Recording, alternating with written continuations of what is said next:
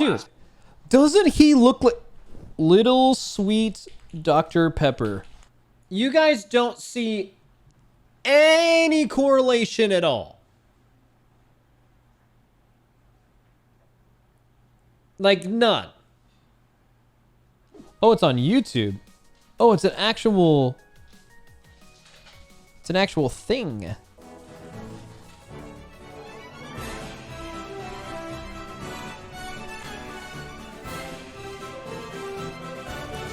How long has Dragonflight been in the works and why now? We start thinking usually a couple of expansions ahead. So, I mean, this is something that we knew was coming since before Shadowlands came out, kind of laying the groundwork and thinking about places in Azeroth that we have yet to explore and stories that we wanted to tell. Dragons are something that's always been such like a compelling part of all. Dude, doesn't he look like little sweet Dr. Pepper? I think it's like the same character. That's how I imagine I've never heard Wrathion talk, only what he looks like. Come on. You don't see it? Back to World of Warcraft, whether it was Onyxia infiltrating, the human kingdom back in the very earliest days of WoW storytelling, to their role in Wrath of the Lich King and beyond. I'm so really excited to just dive really deep into the nature of dragons and their history and their role in Azeroth. Is the new talent system moving away from growth systems that we throw away at the end of each expansion? Banger question. Talk about, actually, I mean, it's a very basic question, but I just want to hear him talk about it. In the years since we moved away from the standard talent trees that we had, back in Wrath and in the classic days to the Mists of Pandaria style system, we've realized that while, there was initial appeal to focusing the choices and, really meaningful pivots in your character's capabilities, that system didn't lend itself to the same sort of ongoing growth and expansion. And in the past, we might have just said, hey, it's a new expansion, you have 10 new talent points, 10 new levels, this is what your class is gaining. We were increasingly turning to new systems to kind of fill the hole that the change to the talent system left. Things like artifact weapons or Azerite or Covenants and their soulbinds. And of course, some of these were more successful than others, and there was a lot of... Yeah. A lot of people forget that some of these systems were actually goated. Like, artifact weapons, they were all goated a while from then. Legion was weird. Like, Legion, it started out that all those systems were bad, and they all ended up being good. Like, artifact weapons ended up being so good. But they started out bad too, man. They always get a pass because legendaries were so much worse at the beginning. But, like, getting your artifact weapon at the beginning sucked. I remember this moment. Emerald Nightmare was coming out, and every mage was either Arcane or Frost. I don't remember. But the tuning changes came out and made Arcane or Frost, whichever one you weren't previously, the best one in Emerald Nightmare in like one day. And everyone had to panic level artifact weapons from 0 because they had thrown all of their artifact points in whatever the other spec was. Like, it was fucking terrible. Excitement in them. It also inherently feels pretty bad to leave something behind at the start of every new journey, to start every expansion by saying goodbye to a piece of your character that you've grown attached to over the last couple of years, as opposed to feeling like you're progressing, you're carrying this forward. And so we're really excited to overhaul our talent system, return to its roots in a sense, but also carry a lot of the lessons that we've learned over the last dozen years about different talent systems and how our players play the game today. Not as full of an answer as we want, but I mean, that basically just solidifies the philosophy of why we think they made the change they did, and it's exactly why we think they did. Our goal here is maximum customization and flexibility. Shout out number really 2. Returning to some of the things that we lost, like being able to really be a hybrid. Say you're a paladin and you're a ret paladin. Are you ret holy or are you ret prompt? That's something that had meaning a dozen years ago, but that you can't really express in today's system in Shadowlands. That's something we see as essential to the Dragonflight system going forward. But with that customization, we also recognize that players expect, and rightly so, the flexibility of being able to optimize and problem solve around specific settings. I need to listen to this again. Our goal here is maximum customization and flexibility, and really returning to... Okay, so yes, they want you to be able to swap these at any at all times instantly and have pre-saved loadouts. Some of the things that we lost, like But what the fuck did he say after this? being able to really be a hybrid. Say you're a paladin and you're a ret paladin. Are you ret holy or are you ret prot? That's something that had meaning a dozen years ago, but that you can't really express in today's system in Shadowlands. That's something we see as essential to the Dragonflight system going forward. I don't know what he means by that at all. Like, he means back then in vanilla it was that way. Like, back then you had the hybrid talent tree of being like all the way into holy, but you could also get some prot stuff. But is he talking about what he's going to do in this expansion? Because there's not any way to do that in this one, right? You have like the regular class tree, but you have your own points for that. But with that customization, we also recognize that, you know, players expect, and rightly so, the flexibility of being able to optimize and problem solve around specific settings, whether you're going into Mythic Plus. Oh, you can. Oh, he's saying you can put points in other trees. That's definitely new information, right?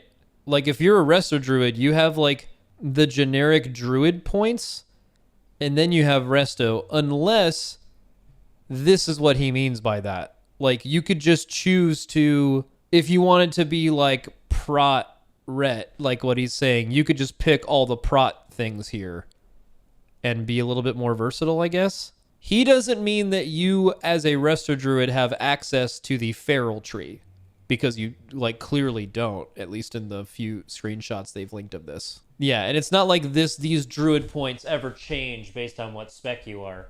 I kind of get what he's saying. It was a little confusing. Yeah. Whether you're changing roles, Bro, I thought it was just a picture. whether you're going from an ads heavy raid I woke up encounter early to a today. single target raid encounter, whatever else. And so we don't want to bring back any of these sort of old school classic increasing costs on respecking or anything like that. Our current plan is for you to have multiple loadouts that you can change in town and, you know, customize there. Not in town, via a talent respecking book that you do not have to go back. One of the things that's in the current game right now that clearly feels out of place is the fact that you have to go back to fucking Oribos or wherever else to rechange your covenants and change your soulbinds and shit, instead of being able to have a talent to do actually all of that. There's no way people should have to hearth back to town to change their talent points. Do not do that for any reason. But once you have Respec anytime, anywhere makes no sense to do it any other way. loadout set out in the field, you can just swap from your Mythic Plus loadout to your raid loadout, get summoned to the raid, and you're good to go. No.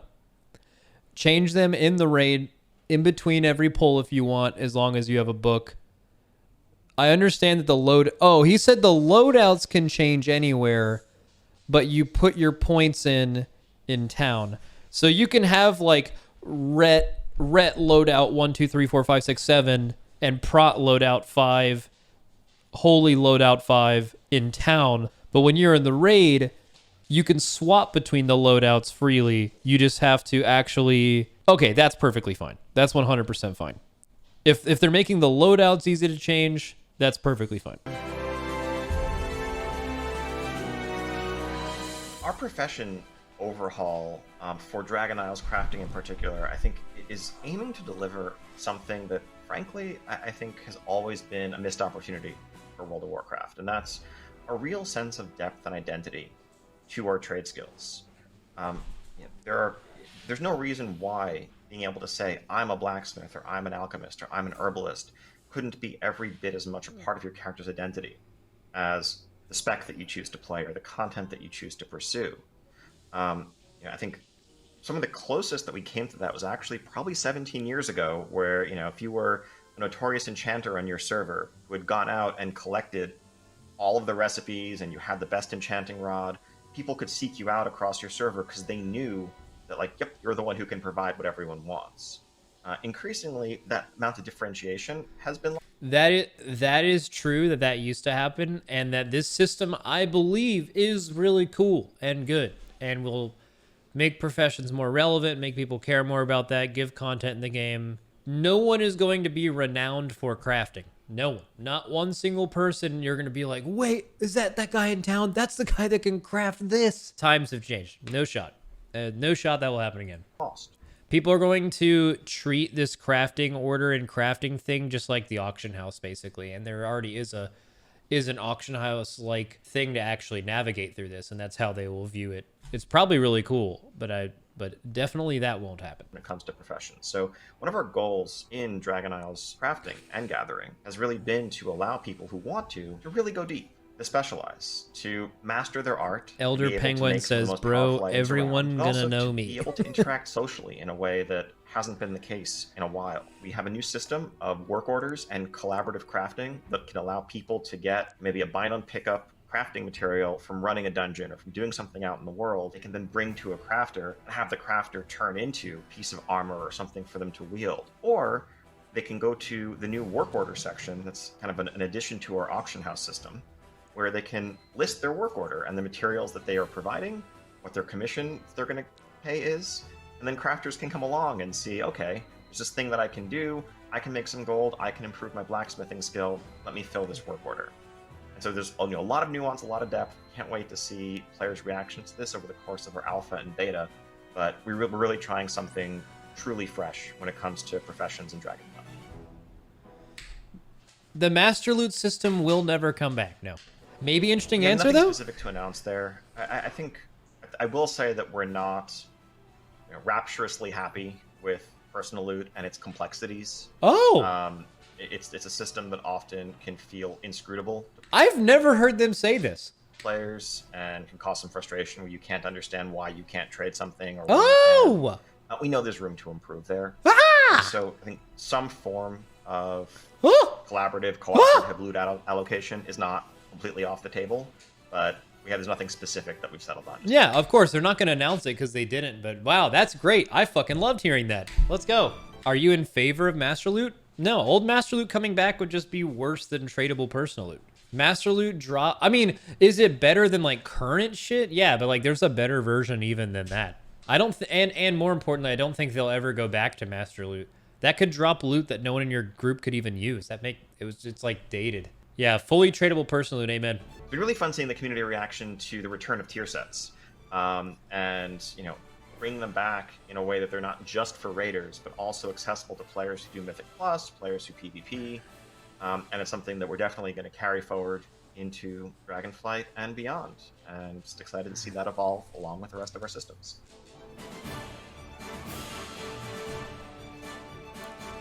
Great vault question. Overall, Bingo? we're happy with how the Great Vault has played out. There's room And they should be. for improvement and something that we're going to continue to iterate on the same way we recently Because what the Great Vault was just a fucking improvement over what we had last expansion.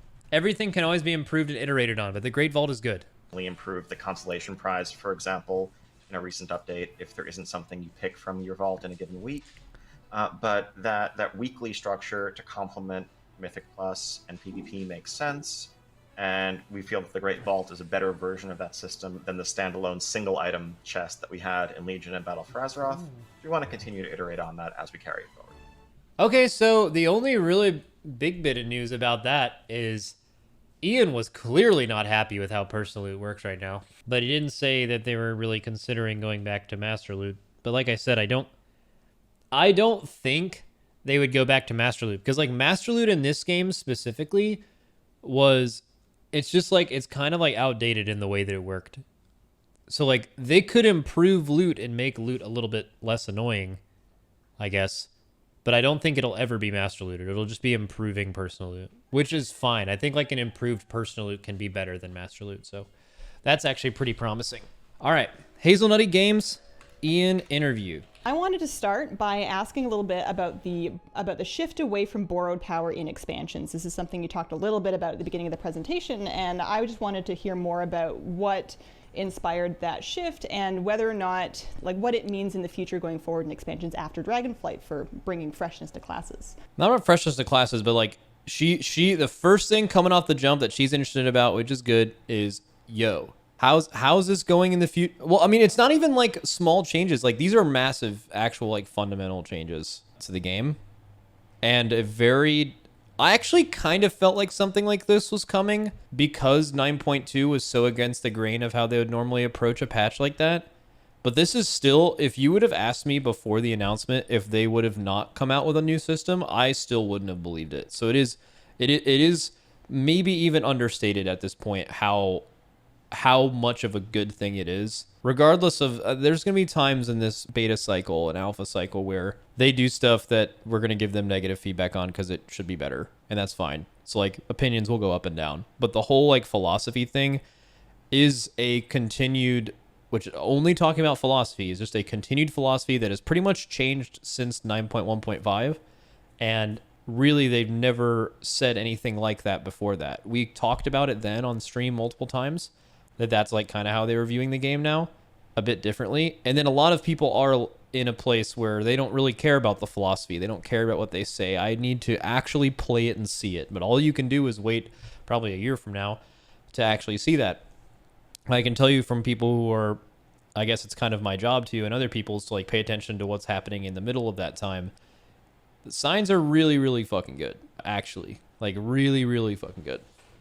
So, I mean, I think a lot of it is, as mentioned, just our response to both player feedback and our own experiences, both playing the game and as developers. I think we recognize that, you know, the double-edged sword of creating something awesome and empowering and complex, like artifact weapons in Legion, was that, well, if we're building this thing that we really can't sustain carrying forward, we have to take it away from you. And losing something awesome. Listen, guys, I know I'm a bit louder than them. I've already turned it up. If I turn it up anymore, she's going to be like giga loud.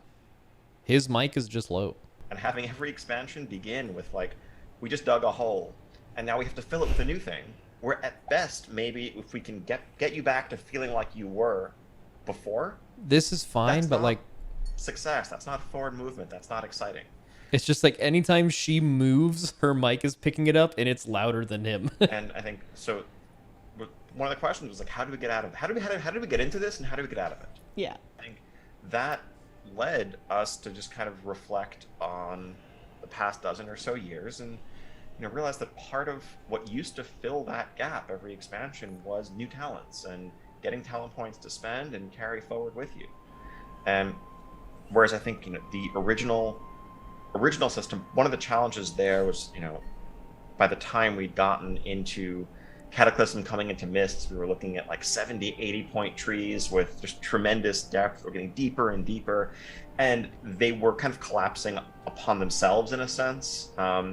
I think one of the original strengths of the classic talents back in the day was the relative weighting of your spec versus the rest of your class. Like a build might be 30-21 or 31-20, but you still had 2/3 as many points in your off spec as you did in your main spec. By the time you got to Wrath, and even if we continue that further into Cataclysm, well, now you were putting 51 points, you were 51-20, and you were like, and so continuing to go deeper and deeper was not sustainable there. And so when we took a step back and tried to build a system from scratch, talk about that we could talent imagine points. Capturing the strengths of the original talents, the customization and flexibility players have grown accustomed to in recent years, but also be a foundation to build upon for many expansions going forward. That is what led us to where we landed here, with separate class and spec trees, so that as we can expand them both over time without shifting the ratio, recognizing that if you let players do it, they're always going to put more points in their spec tree. They're always going to want to be better resto druids, better at dealing damage with their fire mage spells or whatever else. And that's an exciting place for us to invest our efforts and our focus in a way that we know is going to make the game better after Dragonflight. When we're here talking about what our next expansion after that is going to be, and when you're leveling beyond 70, you're not going to be leaving this behind. You're going to be building upon it. This is kind of what we talked about a bit yesterday. People don't understand why there were ever systems in the first place. It was just because from Wrath, from BC to Wrath to Kata to Mop, even with the new talent trees in Mop, the new talent trees in Mop were not like the first system. It was just trying to improve upon the talent system, which honestly it did, by the way. And then they kept adding rows to those talents. I think they did that in WoD, but that was just like, okay, well, the natural thing with next expansion is you already have everything you have, but we're just gonna give you more. They realized very quickly they couldn't keep doing that. They couldn't just, okay, this game has not run a normal game's lifespan. It's been out for like 10 years at that point after MOP. We can't just keep adding stuff every expansion without just majorly convoluting the process for a newer player and having just way too much shit going on. That is what made the thing as systems, the stuff that you get at the beginning of the expansion and it's just gone at the end, barring like a few things that transfer over, like really cool artifact abilities or Legion legendaries that were just so core to they were so well designed that people couldn't imagine them not being a core part of the class. That is where that started. And honestly, I think it was a decent solution to the problem they had, because what they could not have kept doing was keep adding stuff to the game every single expansion and not removing things. So the whole idea of systems where it's like this thing, it makes sense, it's thematic with the expansion, you go through, you work on it, and then it's gone. Clearly people are over that. I don't know if it was a bad idea from the jump, but I think it's time for that to end, and they agree with that. But I never thought that the systems were really that bad of a thing. However, the two major downsides is that clearly they weren't good enough at it, or it was too big of it was too ambitious. It is not a coincidence that 3 of these systems, or 3 expansions with 3 major systems in a row, all suffered the same problem. Inaccessibility is one thing. You could probably just blame that on Blizzard. You can just say they just didn't quite get that. Okay, that's probably true. But also that it's just such a massive undertaking with what else is going on with them that 3 times in a row, it took them 2 to 3 major content patches or a year to a year and a half to make these really playable. And in some cases, especially right in front of our eyes in Shadowlands, that was with, the community, now 2 expansions used to this, being like, hey, this is going to be a problem and here's how, the Covenant thing. And the community was exactly right. The community is not always right, by the way. There's a million bong cloud takes in the community about systems, and sometimes Blizzard makes it better. That's true. What that was not true with is Covenants. They were fucking wrong. And not only were they wrong with a legion of people telling them exactly how it would be wrong, and they were right. As opposed to really some other expansions where, especially in like BFA, there was no communication going to BFA. Like you guys, going into Shadowlands, they at least entertained the thought of communicating with us. There was 0 going into BFA, and kind of before that, it was really just not a thing. So yeah, I mean, they just took our shit the whole expansion, they took their lumps, and then now they're just like, they're basically just ending the system philosophy, which isn't a small thing. It's been 6 years of them doing this, basically. No, I mean, literally. It's been, at the end of this expansion, it will have been 6 years of this.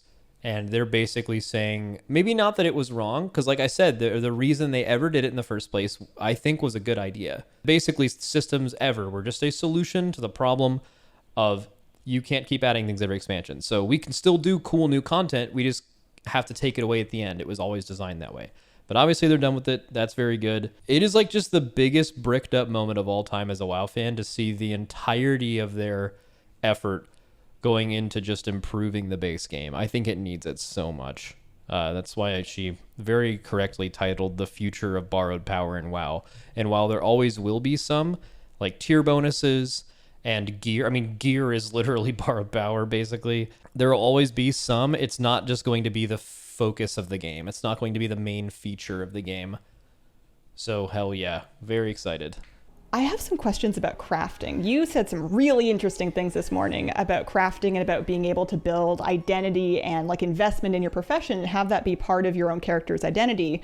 And I'm really curious as to what kind of investment are crafters going to need to put into their profession to kind of build that sort of notoriety? Because if everybody can do it, then you're not very notorious. Are we talking gold investment like it was with legendaries? Are we talking pure time? Is there like a luck component? Time is a big piece of it. It's what you choose to dedicate your character's focus towards. We're definitely not. Could you imagine if there's like crafting turns into a thing where like we talked about this with Bubba and I talked about this the other day. It's like, dude, are we gonna go into next expansion with like an actual crafting team? Just like I doubt. Something tells me I doubt it'll ever get to that point though. I don't know, like that kind of exists in Final Fantasy. Like, I don't know if it'll ever get to that point. Like, I don't know if it's going to require enough time or effort to like have something that someone else just doesn't have really fast that'll matter too. Because I get to keep in mind, like, how many things do crafters even do right now that you can't just like basically get on the auction house, especially if like there's that work order system. Like, would you have to have dedicated people? Let's see. Gold is a part of it, and certainly being a part of the economy is part of every crafter and has been forever, even if you're just a blacksmith who isn't a miner and is getting raw materials to craft them into things and resell for a profit. But I don't think we're looking at gold as the sort of backbone of startup costs, the way we did with legendaries, for example, where a crafter might feel like they need to invest upfront without any instant recouping it, 1,000,000 gold and skilling up, a particular pattern in order to be able to make a thing that they would then recoup over time.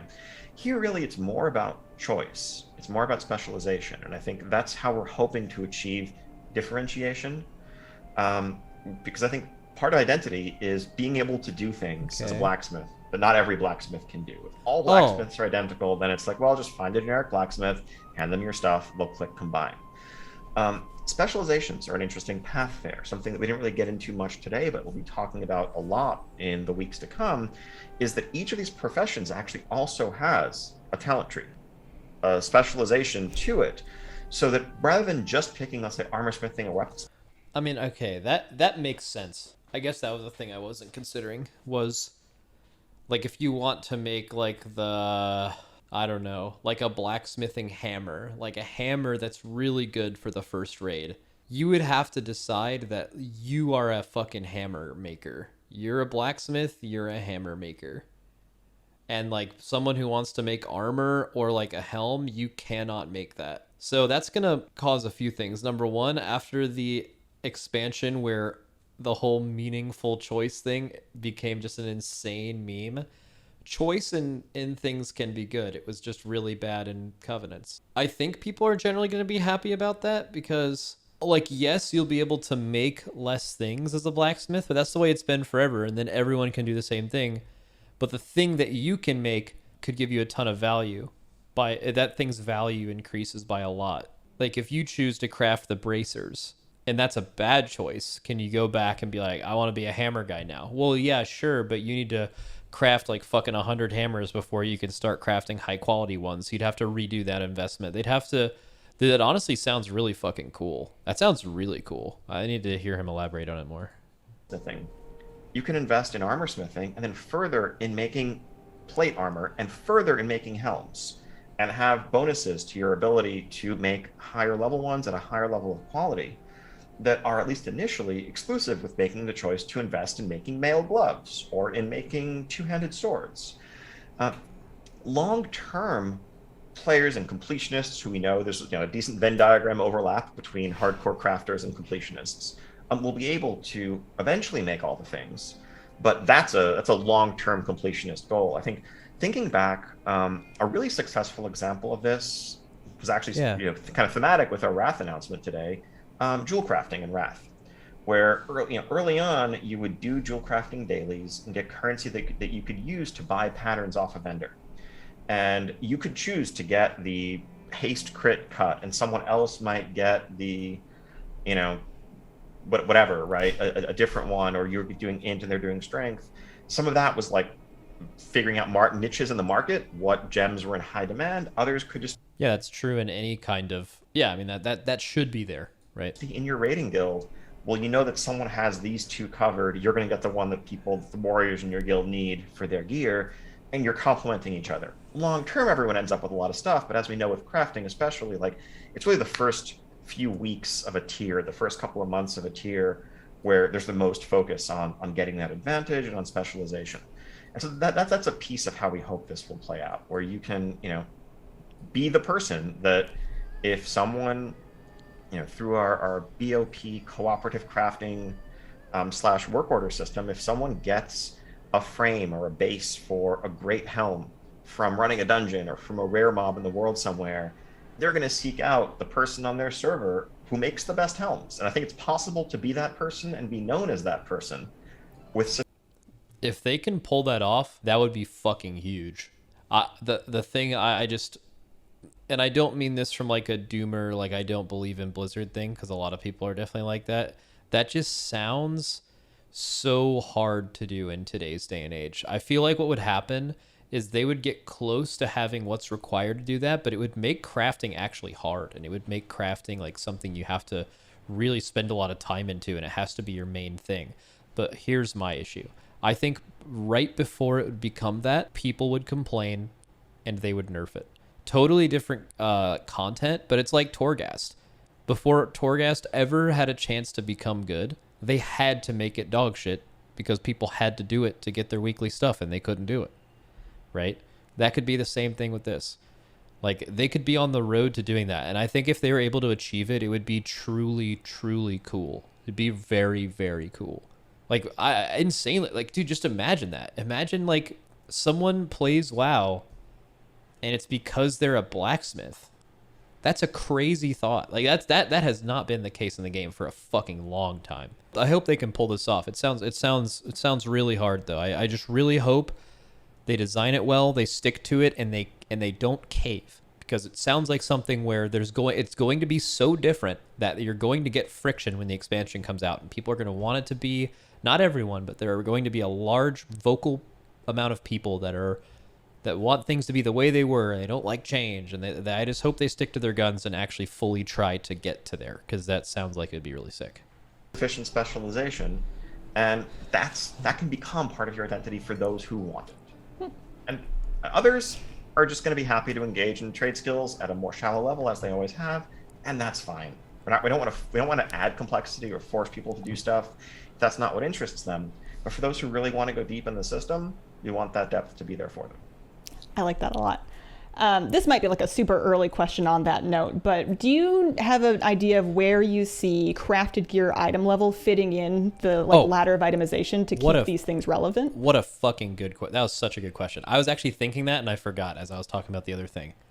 Is that making crafted gear more relevant for raiding or doing content in general early in a patch will really help bridge this along. Because if this is just the normal crafted gear where it's like below even like normal eye level or at that like that, it loses its relevance instantly. That's why I really am hoping he says some good shit here. I think it needs to be up there with the very best. Dude, I can't believe I'm actually hyped about fucking crafting right now, dude. I actually can't believe this shit. Like Mythic raid level. Now, the natural questions are, what do you have to do actually to get sick. that gear? Mm-hmm. Are there BOP components involved? Do some of those things come from raiding or from doing dungeons at a certain level? Now, I think we certainly do not want and will not create a world where you can just walk to the auction house and spend millions of gold and buy a full set of crafted Mythic raid gear. But I think part of what has hamstrung the professions for quite a while has been the sense that, like, well, okay, if you're a casual player, maybe for the first couple of weeks, they're relevant, but after that, you're not really thinking to use crafted gear. And so that's the space that we're looking to navigate, where dedicated crafters can truly make the best stuff. But again, the ability to have that like co-op crafting that where you can get a BOP component without being the crafter yourself and take it to someone to have them make the thing for you can mean that there's still player investment and player achievement in doing the content involved in getting the gear. What would you say the team has kind of learned from Shadowlands legendaries, and do we have any indication of whether or not legendaries might be attempted again in Dragonflight? Man, what have they learned from Shadowlands legendaries? I think Shadowlands legendaries were good, but only in the sense that Shadowlands legendaries could only exist because Legion legendaries existed. The reason you were able to craft whatever legendary you wanted was because it was impossible to get the one you wanted in Legion. I truly believe that. Things happen one after another. If Legion legendaries never happened, guarantee it's RNG in this expansion. I think the major pain points for legendaries that I hope he addresses are the actual cost it took for each individual white item of legendaries. I understand why it was like that, and it was to, I feel like, to make professions relevant. But because they're making professions relevant another way, I feel like if they were ever to do something similar, which I don't believe there will be legendaries in the next expansion anyway, and what have you learned from it? I don't think they would have to have that issue again, where they were just so expensive. And then I guess you could argue the tuning. Personally, I think Blizzard doesn't get enough flack for letting their legendaries be as bad as they were for as long as they were. So this site isn't the best place to look, but it's going to give you a rough idea. Blood Mallet. And you can click every single class in the game, right? And you can see the difference between a lot of different soul binds and all kinds of stuff, talents. But you can actually look at legendaries. That exists. It's able to be done, right? So what it does is it shows a baseline DPS sim, and it shows you how much each legendary grants you. And some classes are better than others, but there are classes that have legendaries that clearly are not some niche utility. Their only reason for existing is to make you do more damage. It's the same argument as talents, where I don't understand how you can make this game unless you are understaffed and don't have enough people to go around to actually look at stuff like this, because there's more important things to work on. Very possible. But how is it possible that outside of that almost every class just has some legendaries that are unusably bad? Like almost 0 DPS increase. You could buff them by 5%. And now I don't think they should all be like right next to each other or something. I'm just saying, like, how do you let some be as bad as they are? Like, you could just buff them by 5% each week until it's too good and then nerf it a little bit. Who cares? They would just give people more options. It would make the content you already worked to put into the game actually worth it. There are people, probably 40 to 50% of the legendaries that got made, meaning developer hours and time went into concepting and creating legendaries, never got used, man, ever. Why? You could just put like effort into buffing them, and even if it's too much, at least you're using something that's super good for a week and then tune it down. It would just be better, man. And I think maybe the hardest part of that is that some were really good in PvP and some were really good in PvE, but I think it would be a good thing to research and look at how many things were never used in either thing. You know, I would say just in general, and this has kind of been my bit for talents for a while, but now talents are kind of saved from that TED talk because they're getting completely remade, so who cares? But my only thing would be, if you're ever going to introduce a system into this game again, you have to put more time in other than creating it to make sure that the things you create were actually worth the time by trying to make them relevant, when really probably the majority of them never were, even for one single day of this expansion. And that just can't be right. So I think we can say that, you know, the Legion / Shadowland style legendaries, where there's dozens of them and everyone has them. We have no plans to do that again in Dragonflight. Where there's dozens of the, you know, the Legion / Shadowland style legendaries, where there's dozens of them and everyone has them. We have no plans to do that again in Dragonflight. You know, our focus is elsewhere. We are carrying tier sets forward, for example. I think, you know, what we've learned there is customization is interesting. Having the ability, having a small collection of legendaries that you can swap among to empower your abilities in certain ways for dungeons versus raids. Those are interesting layers. And again, in a sense, I see that as kind of filling a gap that we have created ourselves by not having an extensible talent system, right? The Dragonflight version of that is, well, this is a talent point that you can choose to divert your build towards. Yeah. And that can empower your AoEs, or that can give you this extra proc, or that can make this thing refund energy, or whatever, you know, whatever suits your purposes. We'd rather just have that in our evergreen systems. Cool. Buck, yeah. No comment. Very good. All that's clear. All that's not to say we'll never see legendaries again. I think it's really for like the, you know, Sylvanas bow, the one-off items that, you know, feel thematic and appropriate for a piece of content, where it's like, yeah, this should, like, you should be able to get this as a player, and this really should be orange because of how special it is. Mm-hmm. That makes total sense. I have a couple of questions about Dracthyr and Invokers as they kind of go together. I heard that Dracthyr are going to be able to actually... One second. Oh,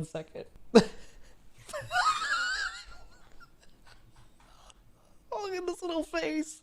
Dude, it's so good. It's never not funny. It's never not funny, man. That's gonna be like, I'm gonna like main this fucking thing like the whole expansion. Actually fly with the dragon riding system, but without necessarily using the Drake. I was curious if you know if they'll also be able to use the Drake if they want to, you know, customize their dragon. It's an option for them. So I think the plan there is that sort of innate, as almost a racial, the base form of, you know, gliding, being able to have momentum is something that Dracthyr will just be able to do. Mm-hmm. The upgraded versions the players will earn through dragon riding are not something they'll be able to access in their Dracthyr form. They just have that baseline version that's theirs. So in order to take advantage of those, you will indeed want to be riding on your dragon companion. You'll be doing so in Visage form, since dragon riding dragon maybe gets a little weird. But yeah, we want to make sure that everyone has those options open to them, and certainly that you can engage in the visual customization piece of it. Okay, cool. Can the Dracthyr fly outside of the Dragon Isles without a mount?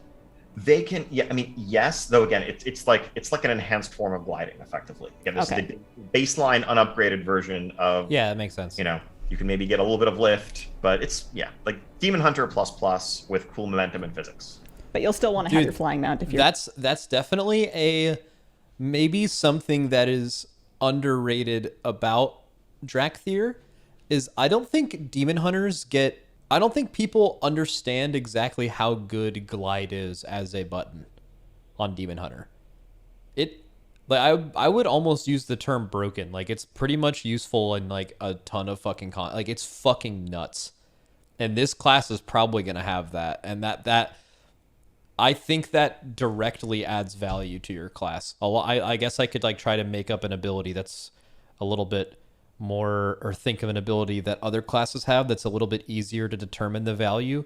But like, think of like a really good spell your class has, and like just the ability to glide is almost as good or better than that. It's fucking crazy.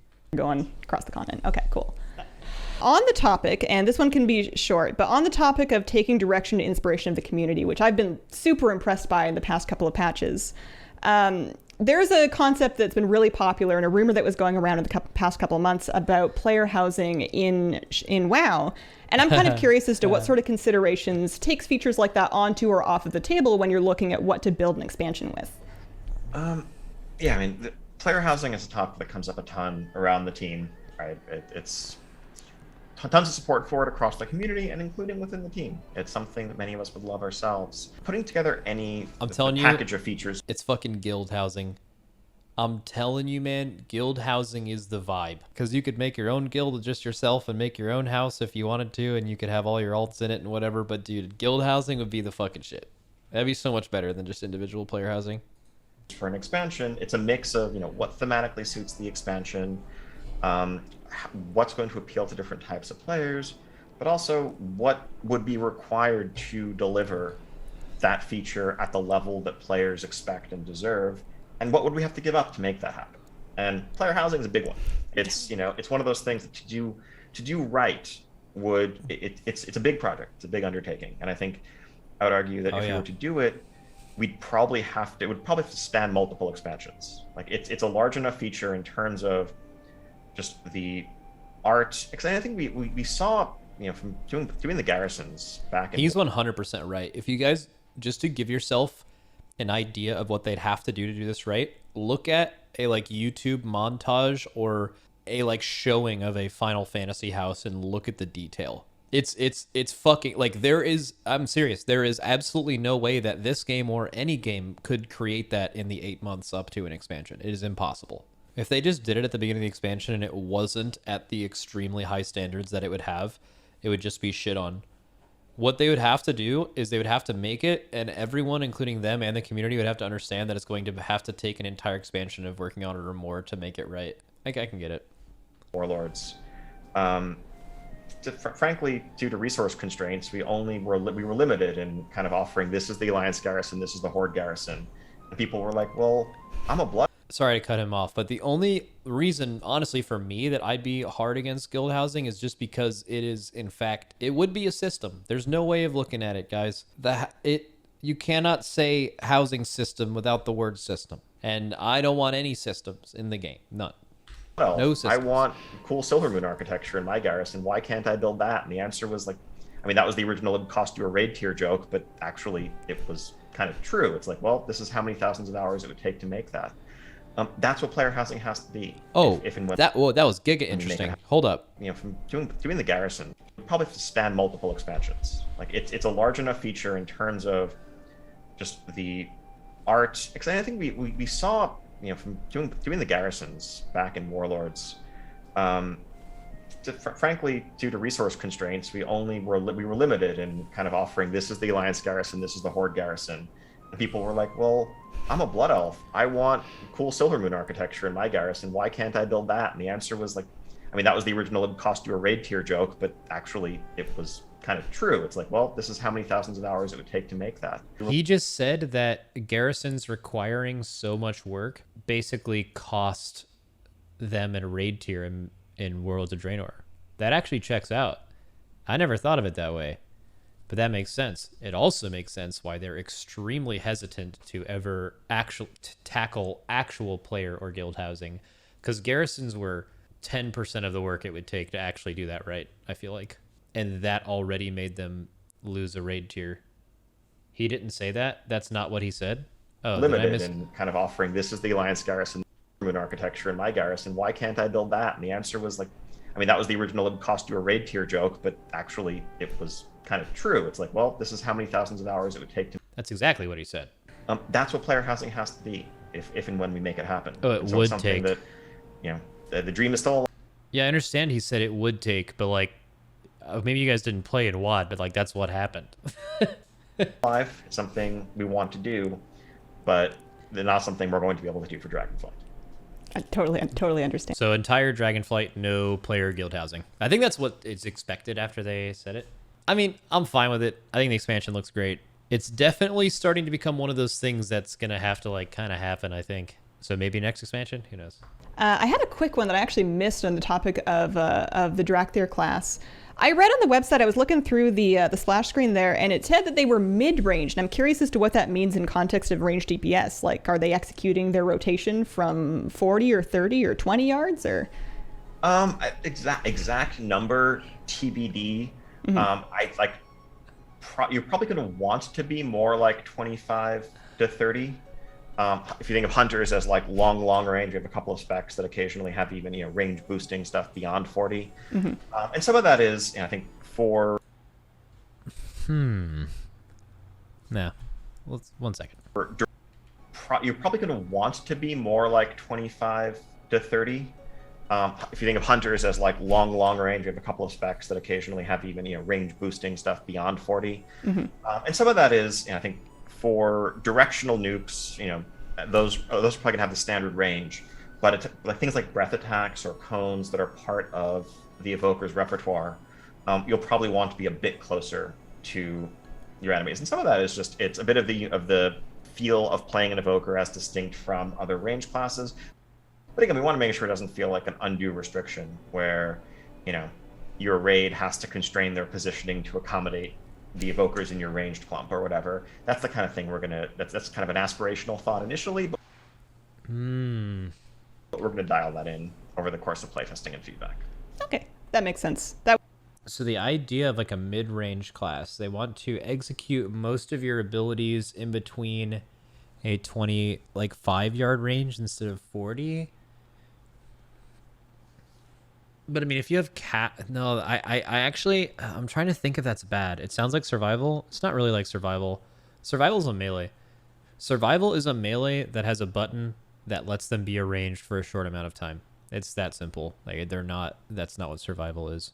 That's really weird. Because like what happens if you have like a range stack on a fight where like your melee are on the boss and your ranged are moving around in a circle? Would your evokers have to stand closer to the melee pile than the ranged? And then would you have to alter everyone else's movement? You could just move the total ranged pile further, but then they would also just be a range that you never want to send to do far mechanics. Like if you had a 20, let's just say for the sake of argument, if you had a 25-yard range, you would be like the last person to ever do any mechanic, because like a lot of range mechanics take you more than 25 yards away from the boss, but you try to optimize them to be 40 so you don't lose uptime. But then you just never do mechanic. I mean, probably every Evoker main is just like, fuck yeah, that's me, bud. I don't think that's going to work. Depends on how many casts they have. Because like there's some range classes that don't have to be range classes. They can be melee. Like BM. Like BM doesn't have to be in range. BM could just be in melee the entire fight and it would never matter. We have no idea how many like actual casts Evoker's going to have. Because that's like the only thing that prevents you from that. There's not a lot of reason to talk about it. I'm just thinking out loud. I don't think it would be a huge problem, but the fact that they really want it to be mid-range is really interesting, because I feel like what they would want to do is make some other classes mid-range if they were going to do that. I don't think it's a terrible idea, really. I think it could work. But it'd be weird if they were the only one. That's what would be weird. If they were just the only class that had anything like that. Yeah, we'll figure it out. That was one of the questions that I had when we were talking about breath attacks, is that could be a very long-range breath. And then just to wrap this up, do you have any personal point of excitement with Dragonflight that you would like to talk about yourself that you haven't had a chance to yet? Let's see. We've touched on most. Okay, so I spoiled myself on this title earlier, but Seasonal Mythic Plus will rotate. I want to hear what he says about this. I'm not going to spend a huge amount of time talking about this now because I'm going to invite a few Mythic Plus streamers and players to my stream. Actually, probably not too long after this, maybe 30 minutes or an hour and a half, depending on whenever they're ready. And I'm going to talk about the whole prospect of this. But basically, the idea is they want to make Mythic Plus more fresh every patch, which is a very fucking good thing. But I think the thing initially suggested was like the first season would have 4 new dungeons and 4 old dungeons. And then the second season would be, 4 more new dungeons and 4 more old dungeons. So it'd actually be like the next Mythic Plus season, you're actually doing entirely new dungeon sets. That sounds insane, right? But there's a lot of small problems that go with that, and they're really working with feedback, and I really want to talk to the Mythic Plusers and get their take. I have a lot of thoughts on it, but I'll wait to give those later. Both if you're watching this on YouTube, if Frank ends up making a cut of this, or there'll just be probably a separate YouTube video where we talk about it, just this. That'll be later today on stream. So I think I'm personally just so excited about the talent system, and just like I want us, even before alpha, I hope to see us release some of our talent trees just for community dissection and feedback, and let fan sites make their calculators and start playing around with them, both to get that information out there and to start getting feedback to the team on how we can make them even better. One thing I haven't had a chance to talk about that I think is hopefully pretty cool, we have some fun plans for Mythic Plus in Dragonflight that we didn't get a chance to talk about in the announce today. In some ways, what we're doing for Shadowlands Season 4 is a little preview of those. And I think we've heard and seen that Mythic Plus is just about my favorite feature out there, but no matter what we do with affixes, running the same dungeon for like 18 months straight, it wears a little thin by the end and before the end, and people aren't necessarily that keen on like refarming the same item, 26 eye levels higher each tier. Mm-hmm. And we also have this wealth of awesome old content that is still super fun, as we see with things like Legion Time Walking. And so we'd like to do for Dragonflight is launch with 8 new dungeons, but have Season 1 of Dragonflight Mythic Plus be comprised of actually 4 of those new Dragonflight dungeons, plus a mix of 4 dungeons picked from older expansions that never had Mythic Plus before, but we can, whether it was an old Mist Challenge mode, Warlords dungeon, etc., probably not Shadowlands stuff because that's too recent, have that flesh out the Season 1 pool, then have Season 2 be the 4 other Dragonflight dungeons, plus 4 other old ones, and actually basically have complete turnover from season to season in terms of what the pool looks like, and really...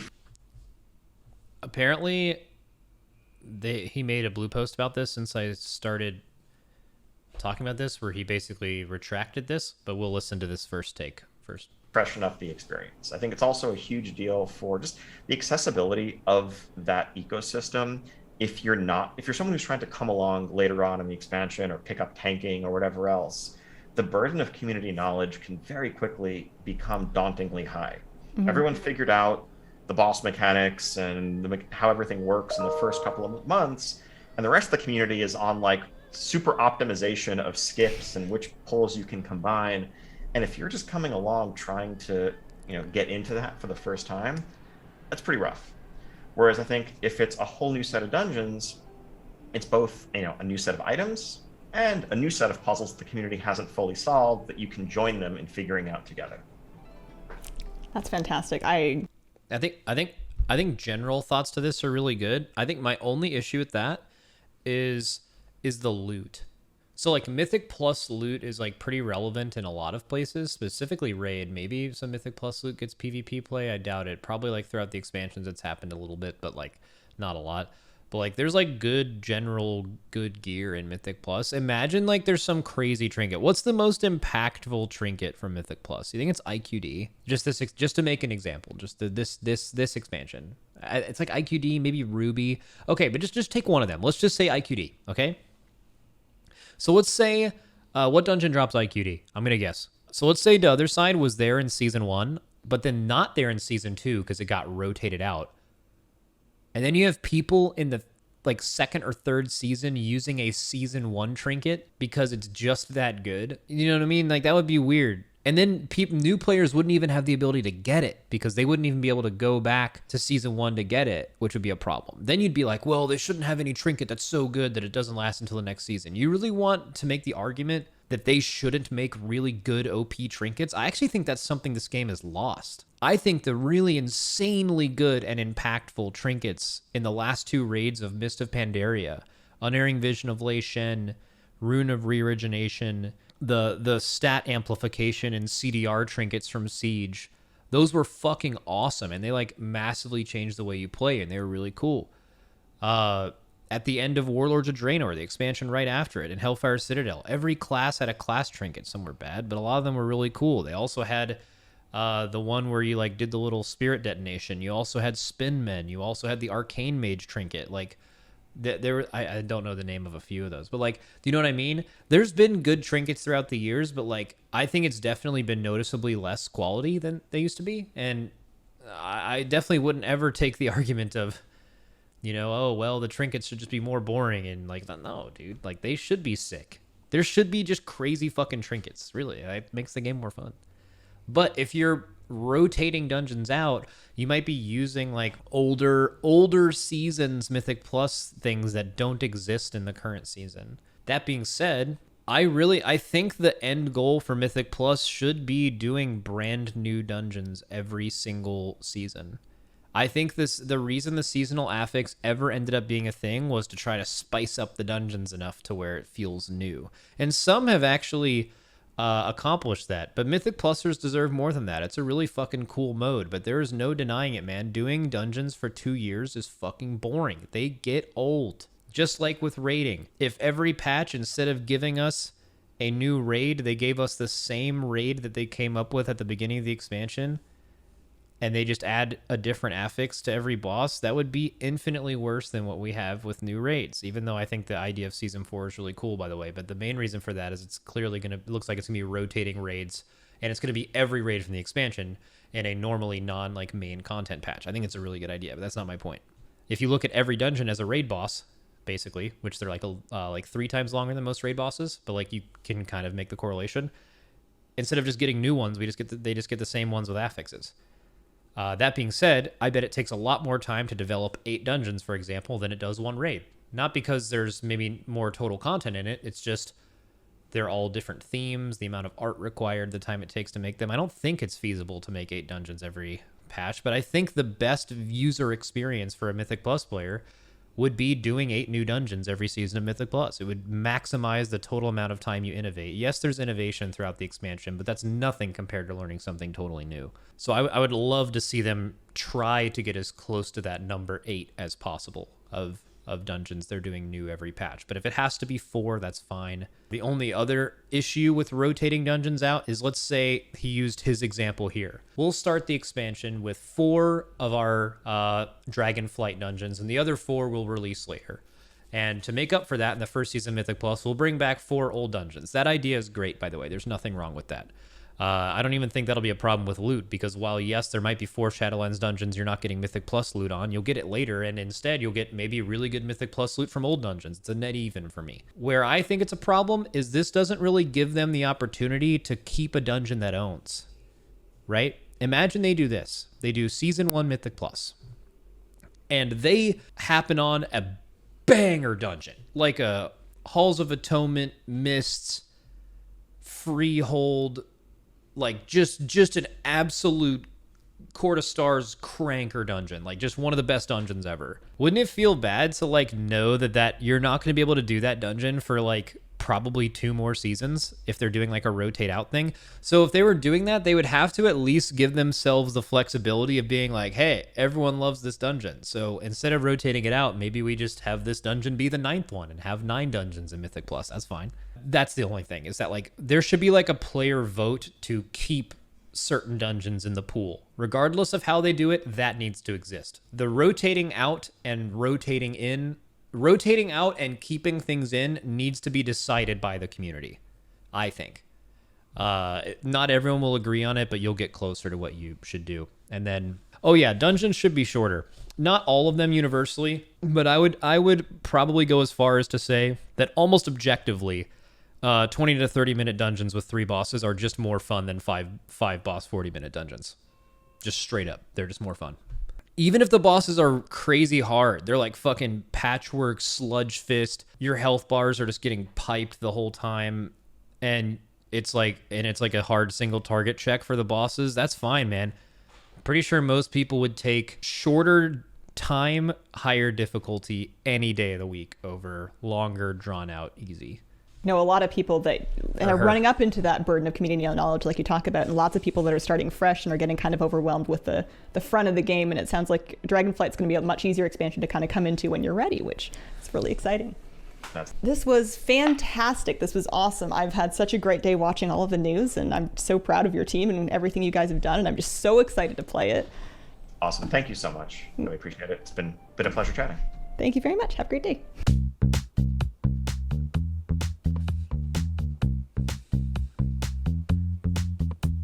All right, that was great. Someone said that Ian on WoW had clarified some comment or something. Here we go. It's not a super long thread. It was revealed yesterday that the first season of Mythic plus Dragonflight consists of 40 dungeons and 4 old ones. While I think the idea is interesting, it exposes quickly a problem Blizzard has failed to recognize in recent tiers and X-Packs, item accessibility. Some classes' specs will be hurt simply by the fact that you don't have access to this tier while the really good items in the other 4 dungeons. You might not be able to get a weapon in Mythic Plus for the tier or your trinket, and that creates many frustration. Old dungeons gear won't be as optimized as current ones. There are some solutions to it. So, Valor could be used to buy a targeted piece in the other 4 dungeons, giving you the choice to upgrade eye level. If we were to use current season as an example, you get targeted 262. Yeah, I understand. Another solution would be the same concept, but with coins you get from the vault. Right now, a bad vault is just frustrating. Slightly better with the socket, but it's still nowhere near the value of good RNG. With maybe 2 weeks of coins, buying an item from one of those dungeons seems entirely fair to me instead of nothing. And a third solution would be to simply replace the 4 old dungeon loots with the new one. Oh, I see. So you have the same loot thing the whole expansion, it's just those items just drop from a new dungeon? Or is he saying just completely replace the loot from the old dungeon with the... who knows? Whatever. Okay, maybe I'm misunderstanding, but I don't understand this. Am I missing something here? Okay, they don't understand him. Cool. Ian responds. Thanks for raising the concern. Itemization is definitely a piece of how this all fit together in order to work, and the goal would be for each season's dungeon pool to provide deep and varied loot options. See, this is interesting. Does that mean each season's dungeon pool will provide brand new loot options? Is that kind of what he's saying? Or he's saying that all of the loot from every possible dungeon in this expansion is all kind of thrown together, which would maybe even give bigger problems. Let's see. In some cases, this may mean modifying or supplementing loot from older expansions dungeons. If we were to mix in Mythic Plus versions of MOP dungeons alongside new Dragonflight dungeons, for example, we'd make sure that the resulting seasonal pool provides full itemization coverage for all specs. It's likely that we'd also take a close look at trinkets, in particular from Mist dungeons, which weren't necessarily created or tuned with cutting-edge performance in mind, since back then dungeon difficulty capped out at heroic. Interesting, because back then challenge mode was also capped at a very low item level, and plenty of those dungeon trinkets were actually best in slot, better than every raid trinket in that expansion still in dungeons. So whether they were created with optimization in mind, they actually ended up, in a lot of cases, competing with and being better than trinkets outside of it when scaled down. See, if we ended up landing in a situation where a specific item from the prior season's dungeons was beating higher item level alternatives from the following season, we'd make tuning adjustments to correct that. I think this is good, man. Dude, okay. Yes, I think it's going to be weird to just lose some crazy cool trinket from the first season and that dungeon doesn't come back, maybe for the whole expansion. But if they're actually making it so you guys get a brand new loot pool every single time, I think that's like more interesting, right? Than just like not having, like, that's so much more variety. Like that should be so much better, man. But yeah, like I said before, the issue would be, are they going to actually tune them? Like, it's going to be a pretty hard, honestly, that's a huge tuning nightmare. Like right now, sometimes certain items are bad for an entire expansion or too good, and they're going to be dealing with that every single season. So a lot of work, but We'll see. You shouldn't need to worry about missable bis being a thing, but on the other hand, we've heard tons of feedback about how refarming, soul-letting Ruby, IQD, etc. every season hasn't exactly felt like a compelling progression experience, so we're excited at the chance to shake things up there. Aside from a complete itemization refresh from season to season, our hope is for the dungeon gameplay itself to feel fresher, like a new set of puzzles for the community to solve. Yep, that's by far the most important thing. We've seen really mixed, often negative experiences in the past when we add brand new dungeons into an existing pool of dungeons that the community has already mastered and try to set them up as equivalent in terms of difficulty and rewards. Oh, I'm glad he realizes that. Hasn't that happened with every single mega dungeon that they've added to Mythic Plus? Karazhan, Mechagon, and Tazavesh, every single time the tuning is fucking wonky and it takes them a long time to get it right, because it's actually very possible that a year and a half into an expansion, you put in Mechagon or some dungeon, you could even make it the same difficulty as every other dungeon, but it's going to appear harder because it's new. For sure, every single dungeon you've been doing for a year and a half is probably harder than it seems because you've just been doing it for a year and a half. So there's that part of it, and also, but if it's all at the same time, it would be a lot better. And while the hardcore Mythic Plus community may not experience this issue firsthand, it's hard to overstate how daunting it can be for someone to try to get into Mythic Plus pugs or try a new role like tanking for the first time deep in an expansion, when the established community is largely focused on routing, micro-optimizations, and time-saving tech, and groups likely assume complete baseline knowledge of all boss mechanics, positioning, target priority, and so forth. Facts. 100% true. Again, we don't really deal... Actually, I do kind of deal with that. In a weird way, because I do my like 3 dungeons of the season now, and then I like roll up into some key that people have been spamming and I have no clue what's going on, and people in the dungeon are just carrying me and they don't give a shit, but like chat's just like, oh, he didn't know that. It's like, I've never been in here. But yeah, okay, we're well aware of the risk that it might be disappointing to not get to experience Mythic Plus versions of all 8 new Dragonflight dungeons during the first season, but our hope is that mixing in some dungeons that have never before had a Mythic Plus component, like they use the Mop Dungeon, Shadowpen Monastery as an example, will make for a fun new experience there, and that in the long run, the complete rotation will make for a much healthier and more dynamic Mythic Plus experience over the course of the expansion as a whole. Hard fuck with that. I'm hitting the heart. I'm not logged in, am I? I agree with that whole fucking message. That's a good one. The Ion Cannon in full swing.